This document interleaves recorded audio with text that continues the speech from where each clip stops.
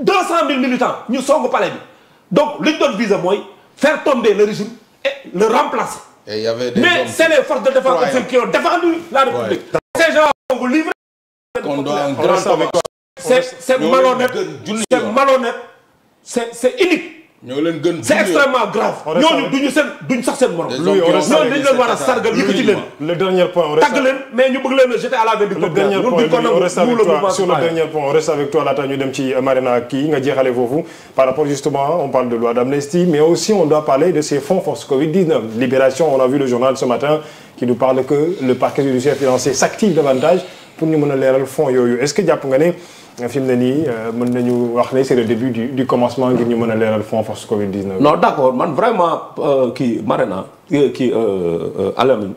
man lépp loo xam ne waaw Marina moom li tax ma koy évoqué Marina position bi laa du mën a comprendre. c'est des positions très dubitatives. position yoo xamante ni dañu tegu ci lu objectif.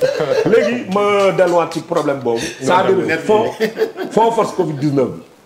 dama jàpp ni principe bi leen la transparence et la reddition des comptes. clair loolu moom. bu nekkee gouvernement da cee bëgg a taxaw dañ ciy ànd ak moom. lépp loo xam ne leeral la nañ leeral mais l'objectif c'est pas de mettre des gens en prison. l'objectif c'est de recouvrer le bien perdu par l'État. oui mais s'il le faut mettre en prison. waaw bu nekkee la contrainte pousser les gens à rembourser nañ ko def. lépp lu ñu am comme bien comme ni ñuy def ak fonctionnaire ak gestionnaire public yi mooy les mettre en débit. les mettre en débit mooy nga jël ci seen patrimoine bu ñu am nga jaay bala nga récupérer ko fay ko état. loolu lu mën a nekk la d'accord naa ci. encore que gis nga affaire bi mbir mi ni fi ñu ko yóbbu comme sama gars yi rek amplification la ñuy def sur 1000 milliards li am difficulté ci fonds yooyu 600 millions la boo ko calculer muy 0,06% mooy coow li. dërëmu Sénégal kenn waru ko wàcc mu dem mais dama bëgg a wax ni ampleur bi ñu ko jox amu ko te wax naa leen ko fii ci benn plateau ne leen. gestionnaires publics yi ñu ci topp ñu ci bëri ndeysaan on les a suivis parce que effectivement ils ont commis des fautes c'est pas ay détournement ay fautes de gestion la faute de gestion mooy manuel de procédure mbala code de procédure code de transparence bi bu 2022 bi lii la wax bu 2002 bi lii la wax nga ñëw def leneen loo xam ni daa jéggi loolu par exemple ma jox la benn exemple période bi ñuy nekk ci Covid-19 bi xam nga y avait des restrictions sur les déplacements. Est-ce que vous vous rappelez ça? kuy génn. Est-ce que vous savez qu'il y a des DAGE qui ont envoyé de l'argent à des artistes yoo xam ne signé wuñ bi cour bi ñëwee vérifier loolu nee na ñii lu tax signé wuñ te pourtant les traces sont là par Wave lañ leen ko envoyé par qui? Par Orange Money. Ils sont pas venus émarger. Il y a une erreur là-bas. non bàyyi la ma terminer. il y a une erreur dama ne. gis naa ñoo xamante ne du ñu ay artistes. jot nañ ci. waaw mais non loolu man mii sax ñëwoon nañ ma sama inscrire. peut-être am nañu rôle. waaw mais mën naa daaneel. moo tax ma ne la yaay erreur mën naa daaneel. balaa ngay pousse foofu. non dama ni. nga dem fekk fa sa tour te du artiste. waaw d'accord bu la neexee mais man dama ni y a eu des artistes yoo xam ne recevoir nañ ay paiements en ligne par les moyens de transfert recevoir nañ transfert signé wuñ la Cour des comptes quand elle est venue faire son audit elle a vu que effectivement ñi signé wuñ. Elle a fait cette observation au DAGE mais dañ ko consigné ci rapport bi parce que le DAGE n'avait pas les justificatifs. xam nga loolu erreur la. pourquoi parce que période boobu y avait des restrictions sur les déplacements.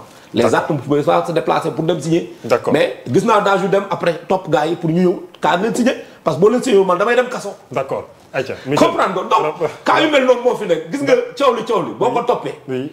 alal bi li ci naax saay 0,06% la mais gars yu Marina yi ñoo ko jël amplifié ko ne 1000 milliards lañ sàcc. c'est faux du dëgg 600 millions moo ci am jëfe-jëfe te kenn waxul ne dañ koo sàcc dañ ne nañ ko leeral. loolu Cour des comptes wax. Marina wuyul luy. waaw gars bi ñooy kii rek. ñoom luy moom instant yi ñoom ñëpp gars yi dañoo xaw a tiit parce que ay affaire non tiit non buñ ko laalee après day laal militant yeeg. non Covid bi baax na non dama ne affaire Covid bi déglu la dama ci d'accord nañ ko topp. dama laa déglu nee na ma déglu. maa ci d'accord. waaw léegi dañoo xaw a tiit maintenant on comprend mais parce que xam nga tey Alamine ak lu mën di am muy fukki dërëm ci yem. waaw loolu dëgg la Sénégal la. waaw loolu dëgg la bu ko jël na nga ko delloo. nañ ko war a topp ba mu mais aussi Chris. il faut que ngeen bañ a def benn erreur. waaw. gis nga fonds Covid yooyu. amoon na ci ay double yu bëri. yu bëree bëri. mën nga ko buñ ko toppee te daañ ko gis nga man mii newoon nañ ma gaa yaa ngi joxe ñëwal na nga bind ne artiste. kan ma la waxoon ni mel kooku war nañ ko xam de. parce que war nañ ko ah ki la ko wax tamit. waaw ki la ko wax yow war nañ la ko wax. mais tu war nañ la woo tu dois donner suñ ma wooyee mais gestion transparente à 100% fu mu am te fii di Sénégal ñu xam ne ñun dañuy jokkalante di jàppalante. des fois gars yi dañ lay defal faveur yoo xam ne wóor na la tu la waroo ko am. fii am na fi dañ fiy defal faveur ay poursuivre foofu ñu jeexal parce qu'il nous reste que. c'est ça le danger du Sénégal hein. ah waaw mais le Sénégal c'est culturel. non mais c'est culturel. c'est culturel. ah mais nuyu murid déggoon nuyu murid c'est une forme de corruption boo xam ne fii la ko. mais quand même loolu Sénégal. on y va ci. bëgguñu ko def kay boo koy def ci sa alal nga koy def. ci 1000 milliards. mais maintenant li am mooy ci 1000 milliards yi ñuy tudd ñu ciy laale yëpp je pense que aujourd'hui maa ngi doon tudd keroog Mansour Faye bi nga xamante ni moom moo doon gérer beneen aspect bi nga xamante ni moom moo doon. Mansour dafa laal. Mansour non dara jël na de. rapport bi kenn bindu ko ci. ma ne ci li nga xamante ni moom mooy ci biir fond bi moom bokk na ci gestionnaire yi donc ci pàcc bi nga xamante ni non il n'est pas gestionnaire foofu aussi damay leeral nga baal ma dog la Mansour n'est pas gestionnaire il est ordonnateur. Exactement. Il est ordonnateur de crédit il n'est pas gestionnaire. gestionnaire mooy DAGE bi te DAGE bi moom la gars yi woo en tant que mu bëgg koo dugal wax ay turam mais parce que moom moo ordonné peut-être mais il n'est pas gestionnaire dañ njëkk a woo. léegi ñi ci téye sax ay DAGE lañ. Louis bàyyi Marina daal. d'accord man je parle de gestionnaire dans la forme par rapport ak ñi nga xamante ni ñoo ngankoon mbir mi. maanaam mu ñoon ci biir ñi nga xamante ni ñoom ñoo géré woon fond bi. donc moo tax muy wax mbirum daaj xam naa ne moom gars yi moom boo leen laalee ñoom dañuy yëngu parce que ils sont des chroniqueurs sur le plateau je comprends maintenant. xaalis chroniqueur de non. doo chroniqueur invité là invité là je dis pas chroniqueur. d'accord ils ont fond bi tey li war a génn li ci bëri buñ ko toppee y aura des gens yoo xamante dañuy tëdd parce que xaalis bi nekkatu fi mais maintenant état moom mooy xool ban procédure lañ mën a def. ba ñi nga xamante ni jënd nañu ak fan lañ jëm bañ sañ-sañ parce que tey gis naa kenn koo xamante ni jàpp nañ ko muy comédien tey est-ce que moom la ñu war a jàpp exactement parce que moo kooku amul sañ-sañ ñu am accès ci fond bi ci ban yoon lañ ko jaarale ba mu am ci fond yi je crois que ces commentaires ñoom ñoo war a répondre à la justice ñi nga xamante ni ay victime lañ nii rek ñu bàyyi lañ ñu ñibbi seen kër parce que ñoom daanaka duñ ci lenn. D'accord. dañ ko jàpp wala dañ ko convoqué. Entendu. Maintenant del xool say propos yi nga wax. et puis balaa Michel nga may ma préciser benn affaire. yéen lan mooy seen problème ak Marina. non ci administration publique parce que aussi. non ñuy accusé rek. waaw ci administration publique am na lu ma ci jot a xam. ci financement ñu jeexal foofu. waaw foofu laay daaneel. du ma ci duggaat dama ni. xam nga lan la ñuy wax. les principes de base. de la gestion des fonds publics. ou du patrimoine de l'État dañ ni le gestionnaire et le comptable public. il est pécuniairement et pénalement responsable. Ça veut dire que ordonnateur bi bu la ordonné loo xam ni. xam nga ni li jaarul yoon. mais bu ko def moo tax daaj ñoo tëdd daaj yëpp la ñuy jàpp bu nekkee jàpp.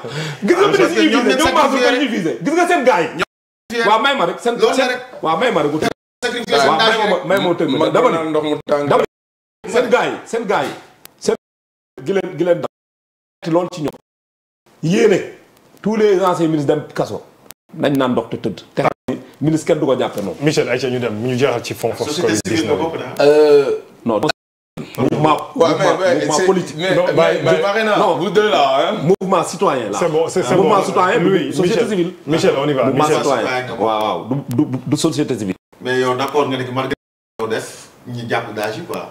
non dama ni est-ce que mën ngaa prouver parce que la chaîne de responsable dana ko war a mais yow quand même tu magnifies cela quoi di nga jàpp ni. non dégg nga xam nga lu tax daaj bi leen baax. lu tax daaj Michel Faye parce que xam nga lu tax daaj bi une minute ba terminé ko xam nga daaj lu tax du non bàyyi Michel daanal bàyyi Michel daanal waaw de bàyyi ma leeral daaj xam nga lu tax duñ leen baal xam nga duñ leen baal xam nga lu tax j'ai compris Christophe ñu jël service dañ leen di wax ni yow j'ai compris tu es pénalement pécuniairement d'accord luñ la def loolu loo xam ni jaarul yoon lankal. loolu leer na Michel par rapport au fonds force Covid 19 ñu jeexal foofu parce qu'il nous reste 2 minutes maximum. Alamine moi j'ai décidé de faire de la politique dernièrement après le bac.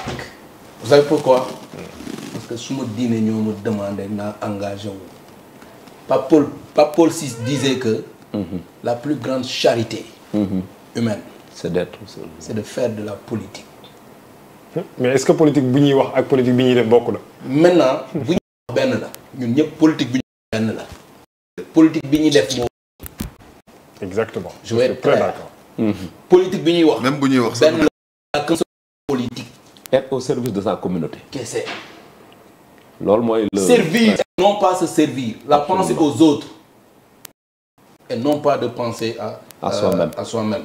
C'est très important. nit ñi nag dañuy ci éducation. ak mën naa ràññee suma bopp maay kan fu ma bopp kan la j'ai été éduqué je suis chrétien catholique Manjak Ndiago et j'ai été éduqué par une famille par une communauté musulmane dëkk ci famille musulmane di yeewu ak ñoom ñuy julli di ma yee may dem église